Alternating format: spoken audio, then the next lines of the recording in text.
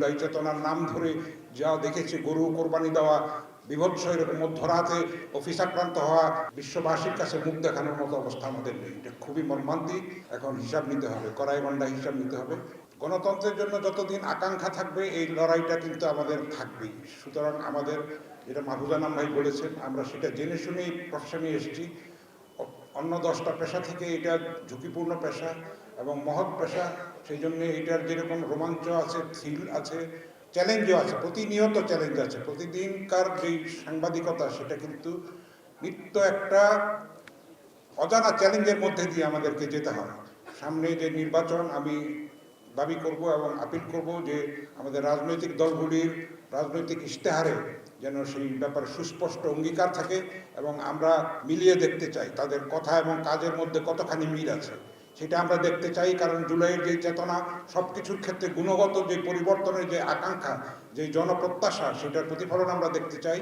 আমরা সেটার হিসাব আমরা কড়াই গন্ডায় নিতে চাই।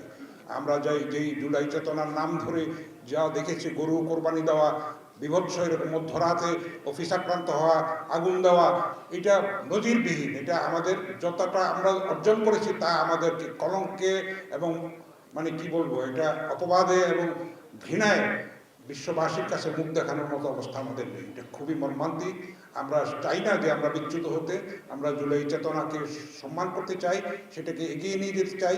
আমরা গণতান্ত্রিক অভিযাত্রাকে সুগম করতে চাই। এই চ্যালেঞ্জটা কিন্তু শুধু রাজনৈতিক দলের নয়, কিংবা 23 জন উপদেষ্টার নয়, এটা প্রত্যেকটা নাগরিকের কর্তব্য, দায়িত্ব। আমরা যেন নিজেরা ভিতর থেকে বদলাতে পারি। আমরা আশা করব এই কনভেনশন থেকে একটা কমিউনিকে হবে, একটা ইশতেহার হবে, সেটা আমরা স্টেক হোল্ডারদের কাছে দেব। সেটা আমরা মিলিয়ে দেখতে চাই। এখন হিসাব নিতে হবে, কড়াই গন্ডা হিসাব নিতে হবে। সেই প্রত্যাশা থাকবে। আমরা স্বাধীন গণমাধ্যম চাই, আমরা সদ মতের বিকাশ চাই, প্রতিফলন চাই।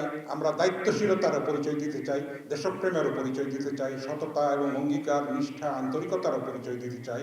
কারণ এই চ্যালেঞ্জটা অনেক বড় চ্যালেঞ্জ।